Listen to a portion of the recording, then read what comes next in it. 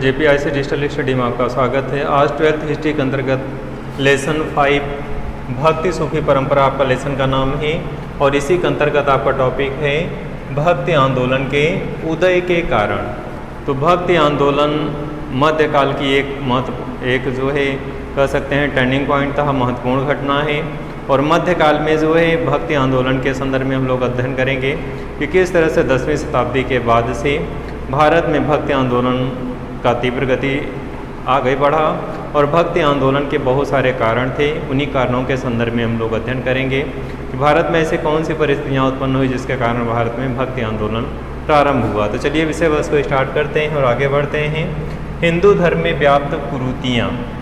मध्यकाल में जब भक्ति आंदोलन का उदय हुआ तो उसमें हिंदू धर्म में बहुत सारी कुरीतियाँ व्याप्त थी और इन्हीं कुरीतियों के कारण जो है भक्ति आंदोलन का उदय हुआ।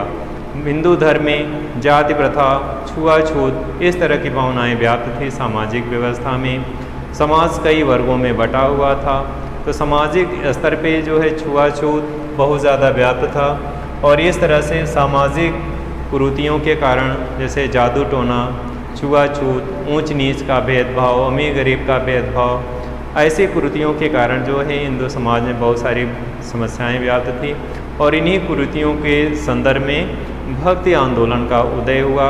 भक्ति आंदोलन जो है लोगों को एक ऐसा मंच प्रदान किया कि समाज में मानवता श्रेष्ठ है, मानवता सब कुछ है।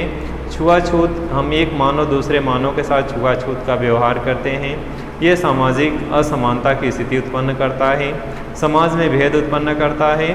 और हिंदू धर्म में इस तरह का छुआछूत जैसे ऊंच नीच का भेदभाव बहुत ज़्यादा बढ़ गया था, अंधविश्वास बहुत ज़्यादा व्याप्त हो गया था, जादू टोना व्याप्त हो गया था।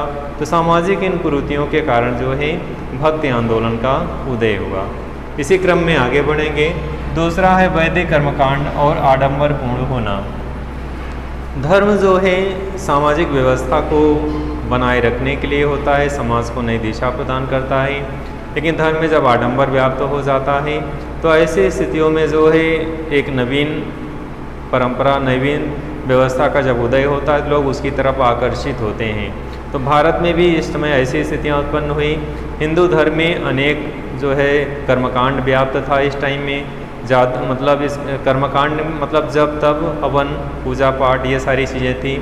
तो ऐसे में ये कर्मकांड जो थे केवल कुछ ही लोग कर सकते थे, सबके लिए नहीं व्यवस्था थी, सबके लिए संभव नहीं था, या ऐसे कह सकते हैं क्योंकि जो व्यापारिक वर्ग था या अन्य वर्ग था वो जब तब कर्मकांड पूजा पाठ दिन भर नहीं कर सकता। और ऐसे कर्मकांडों के खिलाफ जो है जब भक्ति आंदोलन का उदय हुआ तो लोग उसकी तरफ अग्रसित हुए, उसके तरफ आकर्षित हुए, उसको अपनाने लगे।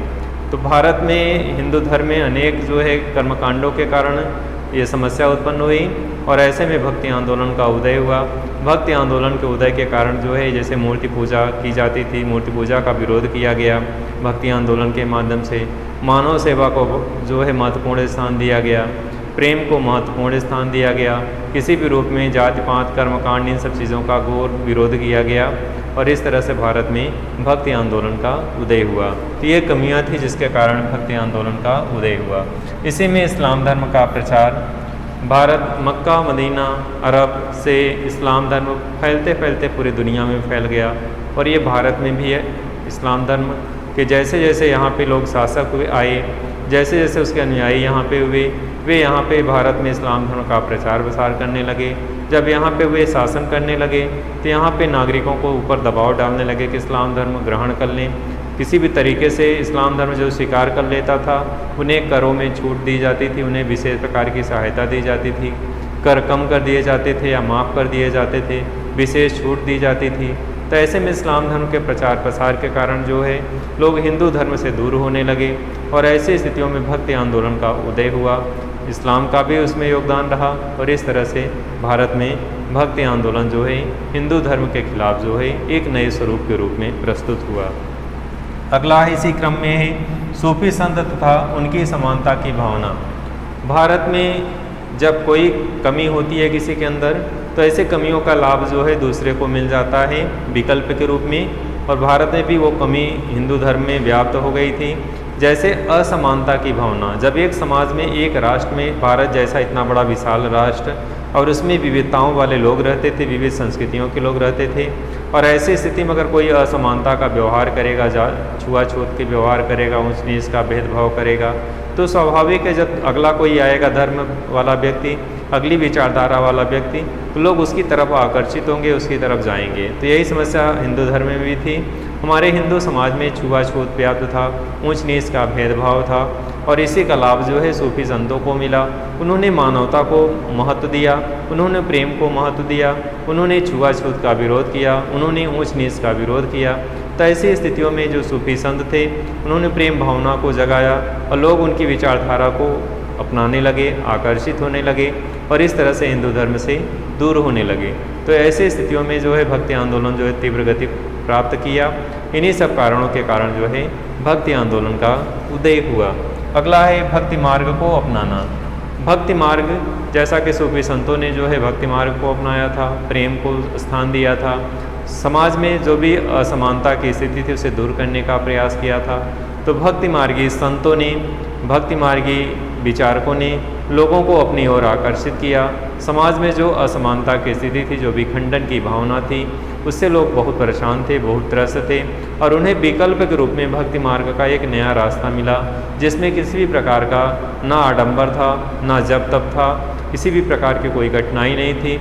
जब सरल पूर्वक व्यवस्था उन्हें मिली धार्मिक रूप से, तो ऐसे स्थितियों में हिंदू धर्म के खिलाफ जो है भक्ति मार्ग की ओर लोग बढ़ने लगे, उसकी संख्या बढ़ने लगी और इससे ये निकल करके आया कि लोग जो है हिंदू धर्म से दूर होने लगे। तो इस तरह से जो है भक्ति आंदोलन का उदय हुआ। डियर स्टूडेंट, ये सभी कारण थे भक्ति आंदोलन के उदय के कारण। तो आज की वीडियो में बस इतना ही। अगले वीडियो में नए विषय वस्तु के साथ प्रस्तुत होंगे। धन्यवाद।